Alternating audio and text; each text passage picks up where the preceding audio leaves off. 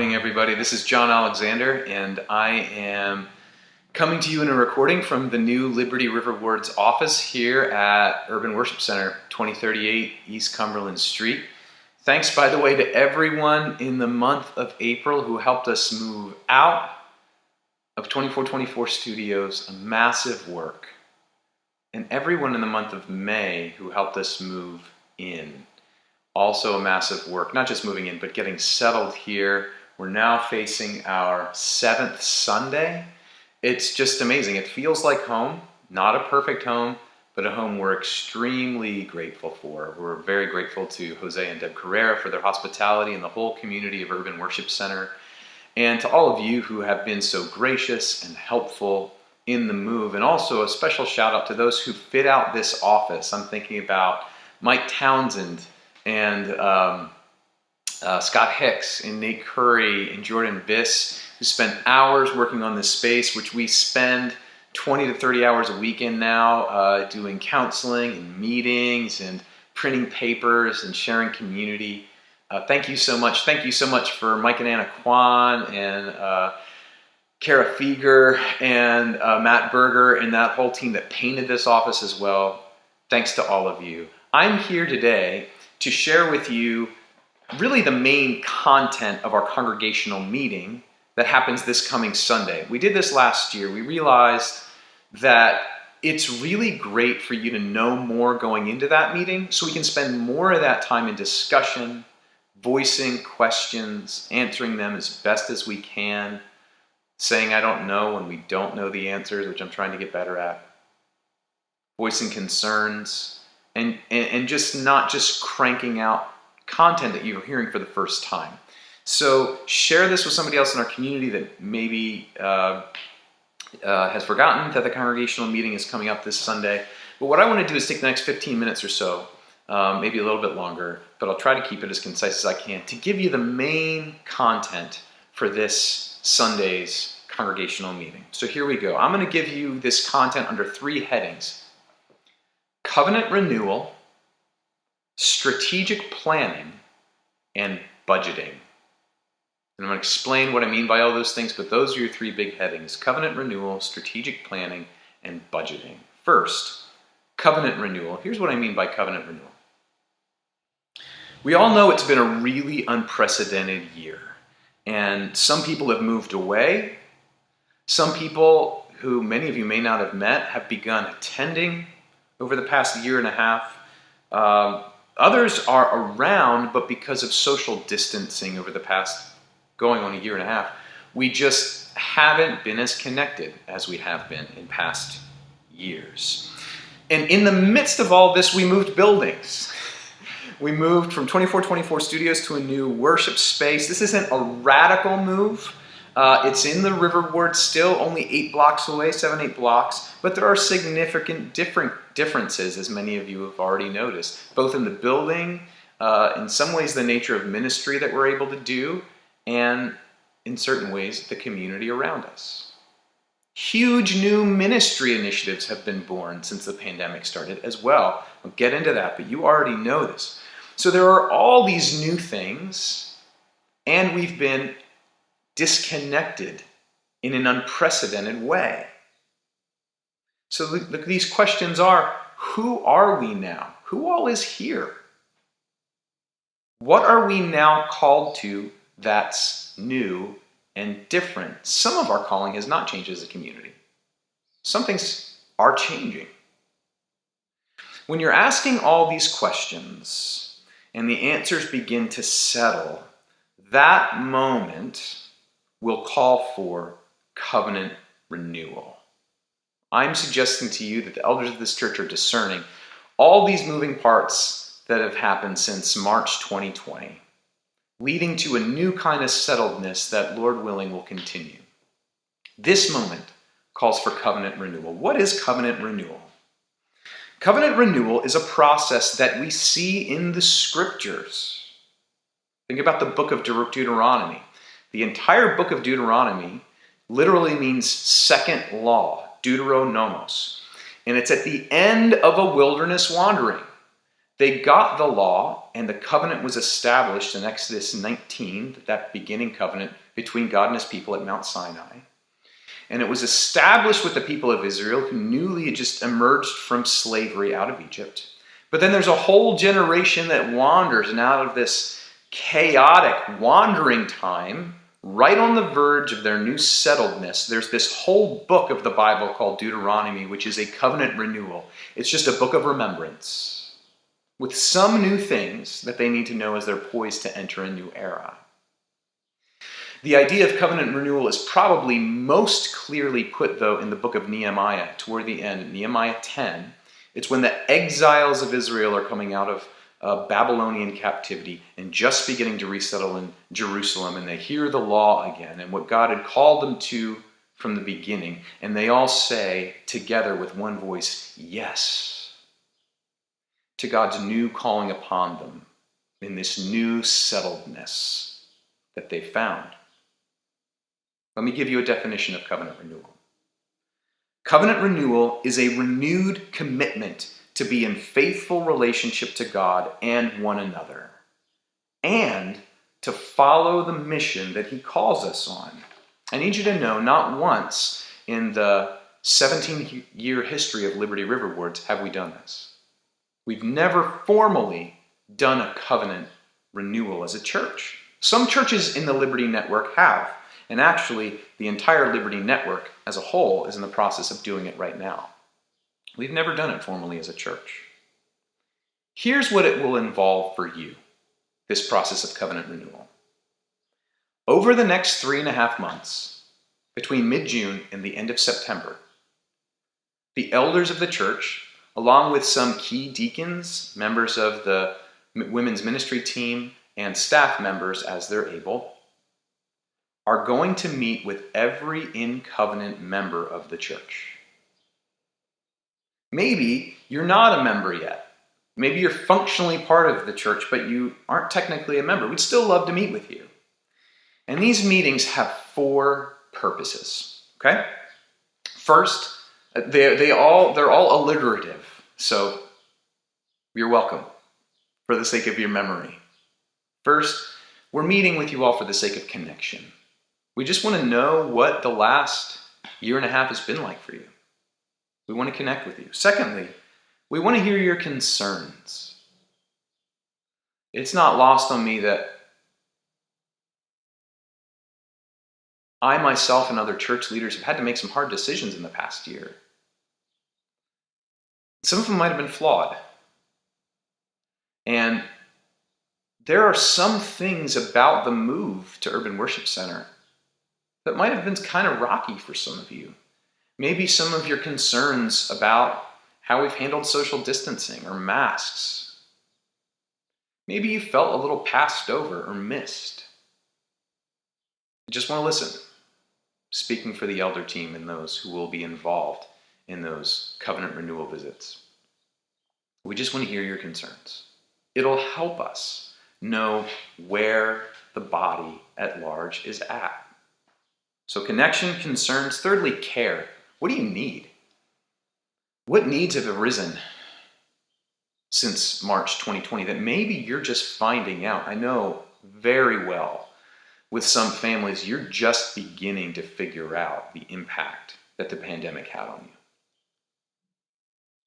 How can we care for your family? Fourthly and finally, confirm calling. Connection, concerns, care, and finally, confirm calling. We have a general sense of as leaders of where God is calling us as a church. But we need to hear from you too. We need that sense of calling confirmed. And we want to hear from every last one of you, the children as well. What new thing is God doing in our midst? We won't lead you without listening to you. That's not the same as the C word, consensus. In a church our size, we're not massive, but not all decisions will have consensus, but you will be listened to throughout this process. And there's another word that I won't use, and that's the word compulsion. I do have a strong sense that God is calling us in certain directions. I'm going to talk about that in a moment. But these are not meetings to compel you to begin regathering with us on Sundays immediately if you haven't been so far. These meetings are not about compulsion.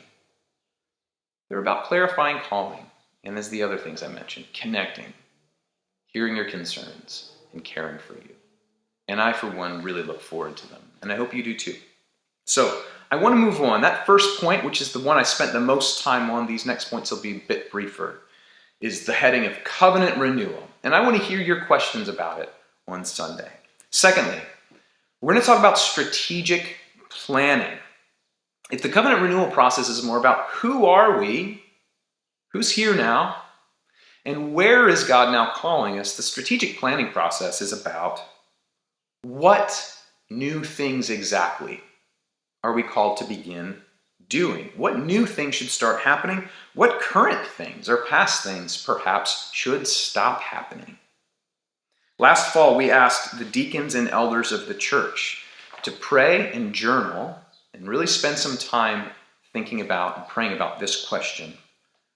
What do you sense God calling us toward? This was right on the verge of making that final decision to leave 24 Studios. And of course, it took us 8 to 9 months to finalize that move and get over here. But we were asking this question back in late August, early September. What do you sense God calling us toward? And largely the answers have fallen across 3 broad categories that I'm going to share with you now. And these categories have been affirmed in ongoing conversations with other leaders and members over the past 8 to 9 months. Here are the real categories that we feel God calling us to newly focus on in this new season of ministry. First, community ministry.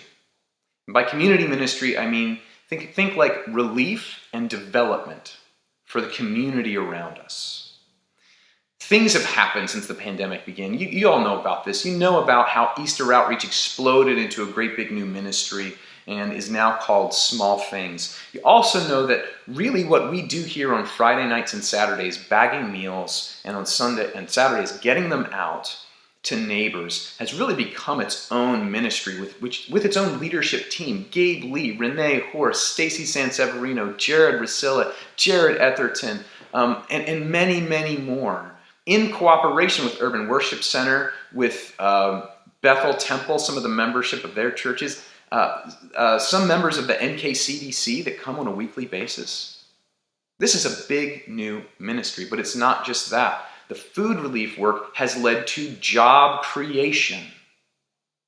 Young men, mainly, who we're seeing we have an opportunity to mentor and begin to employ in the work that we're doing. That food pantry leadership team came to the church staff about 4 months ago and said, we have a lot of great volunteers, and at the same time, there is absolutely no way we can keep doing this at this pace unless we hire. They've requested a 15-hour-a-week job description, but even that's not enough. Why? We've recently begun partnering with home rehabilitation, as you know. That was a big part of our Lent fundraising effort. So at the intersection of food relief, job creation, housing, and mentoring, we've realized that we have something big that God's calling us towards.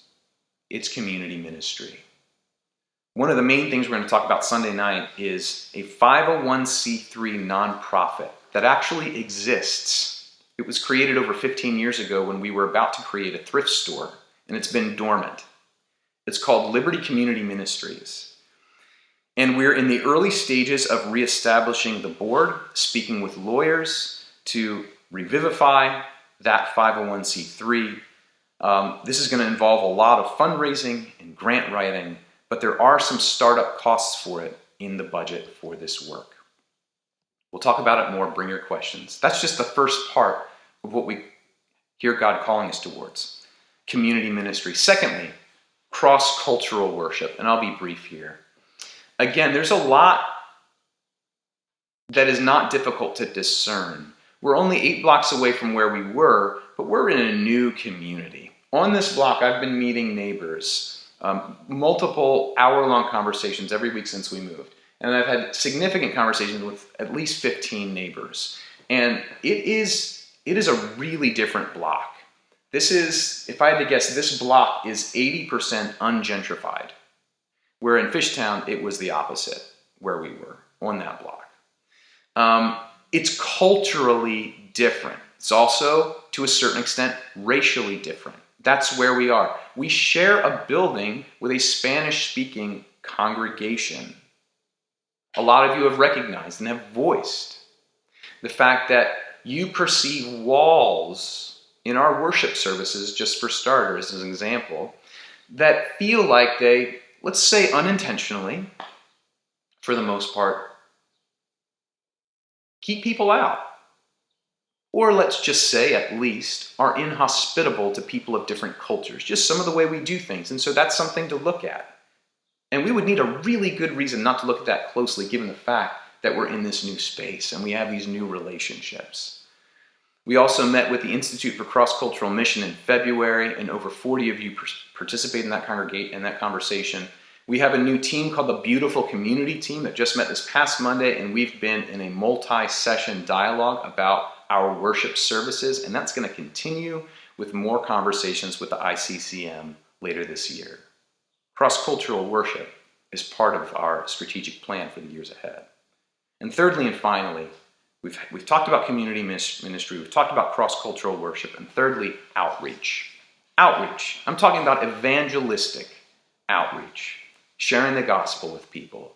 I've had multiple opportunities to talk about Jesus with our neighbors. I got to tell you, folks, I've not been a pastor forever, but in 11 years, I've never felt so much grace in this moment to share the gospel. And I'm not by gifting an evangelist. When you're new on a block, it makes so much sense to the neighbors around you that you introduce yourself. It's actually way less weird to introduce myself now than it would be if I waited 2 years and then went door to door and said, hey, I've been one of the guys across the street for 2 years and I never cared to say hi until now.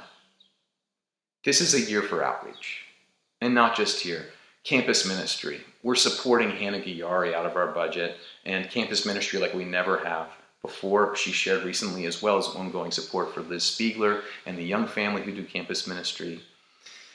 We're going to be organizing more intentional and contextual evangelistic outreaches. And you can imagine, I'm not going to go there, overlap with community ministry stuff we're doing, with cross-cultural worship conversations we're having, and with evangelistic outreach. Let me end this point by saying this.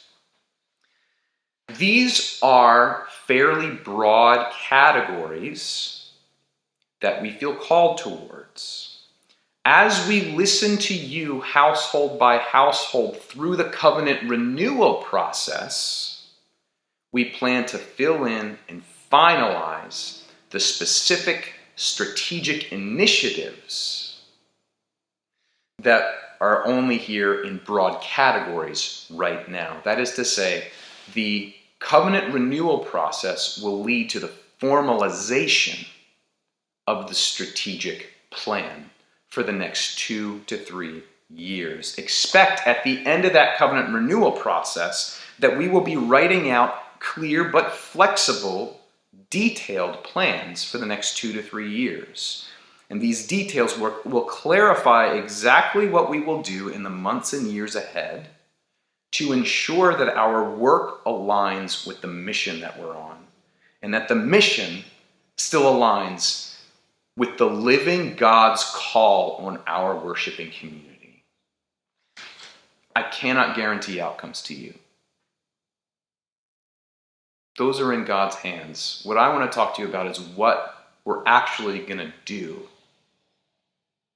based on where we perceive God's calling us and how we're going to hold one another accountable for what we do. And that's where we're headed. Finally, I've talked to you about covenant renewal. I've talked to you about strategic planning. Thirdly and finally, for this video, the budget. And for that, I'm going to leave it to David Wenger, who's going to share on behalf of our finance team. Hi, Liberti. This is Dave Wenger. I am an elder here and serve on the finance team, and I'm here to give you an update on where we're finishing out this fiscal year and a look at our budget for next year. About a year ago when I recorded a video like this. It was a very different time. We were facing a lot of uncertainty and just really didn't know what the next year was going to hold. So if you remember that video, you might remember that we presented a budget that was unusual in that it was smaller than the year before. So our budget usually grows a little bit each year as our church grows and our giving grows. Just due to the uncertainty that we were facing last year, we presented a budget that was cut, slimmed down, just because we didn't want to end up in a situation where our giving was significantly impacted by COVID and we had planned on money that we didn't have. I am very happy to report that our giving this year has been really strong and consistent. I just want to say a huge thank you on behalf of the elders and the finance team to all of you who have given so faithfully this year. You'll see some info coming up on the screen. So we wanted to give sort of a 3-year view here, so just so you can kind of see what we planned for last year, how that was different from the year before in the pre-COVID world, and then where we ended up. So you can see that we only budgeted offerings of about $411,000, and that was down quite a bit from the year before when we budgeted $458,000. Looking at the bottom, projecting out through the end of June, based on what our average giving has been, it looks like we'll end up with offerings over $460,000. So back even above what we had budgeted 2 years ago, and then an additional over $36,000 of COVID-19 relief, which was half of our offerings for December. So we're just so excited to have such strong giving. Again, thank you so much to all of you who give so faithfully and consistently and sacrificially. We were able to restore most of the line items that we had cut. We were able to give away more this year than we planned to church plants and international missions, which we're really excited about. Looking forward to this next fiscal year that starts July 1, we are budgeting for a 2.5% increase in our regular offerings over what has been given this year. And that is in line, looking historically, with the year-to-year increases that we have seen. What we're actually spending money on this year is quite a bit different than years past. So less money in rent, obviously at our new location, more staff. We're spending more money in that area, and more money also for international missions, evangelistic outreach, community partnerships. So we feel like we're spending money in a way that really reflects the priorities of our community. And there's some detail here that you can review. I think this will be sent out as well, so that folks have it in advance of the community meeting coming up this Sunday. Another note is that we set a goal a few years ago to have our church tithe, meaning that of the offerings that come in, at least 10% of those offerings go back out to ministries that are outside of Liberty River Ward. So other church plants, international missions, things like that. So in this budget, that figure is 11%. So of our offerings that come in, 11% is going out. So we're really excited about that as well. A quick overview of our budget here. So the offerings that we are budgeting for, a little bit over $474,000. The other income there, that comes from some additional fundraising. And then we do have income from retreats. We usually spend that same amount of money just so that we can keep our retreats basically cost neutral. And then you can see there how our expenses break down. The biggest chunk, obviously, is our salaries and benefits for our staff. And then you can see how the rest of that breaks down. And then just to close, we can't do anything that we do as a church without all of you. And like I said, the giving this year has just been over and above what we expected. If this is something that you haven't stepped into yet, or something that you feel like you could grow in, the finance team is always happy to talk with folks about how to do that. If it's a budgeting or household finance issue, we're happy to talk through things like that as well. The finance team is myself, Liz Laramie, and Kurt Rowe. You can always reach out to one of us. So again, thank you. We're really excited about where we're ending this year, and we're excited about the year to come. Thanks, Dave. I'd just like to offer one last word to try to tie things together that we've talked about so far on this video. I shared earlier that community ministry, cross-cultural worship, and evangelistic outreach need to intentionally come into greater focus in the years ahead for our church. And to a certain extent, these things are reflected in our budget, but I also just wanted to say that there are many areas of ongoing ministry, other areas of ongoing ministry that cannot be minimized along the way. For a long time, many of you have recognized needs in the area of youth and kids ministry, marital care, international mission, women's ministry, men's ministry, revitalization of our community life, our interior community life. And a lot of those things are only now finding new support in our budget. And I'll give you just a few examples to expand on what Dave shared. Stephen Wood, upon ordination, which we pray will happen later this year or early next, is going to take on the title of Pastor of Youth and Community. And in the budget, beginning July 1, we're bringing him on full-time. It's the first time we've been able to bring him on full-time with some benefits. Stephen has raised upwards of $20,000 the last 2 years because he knew we couldn't afford to pay him, to say nothing of benefits.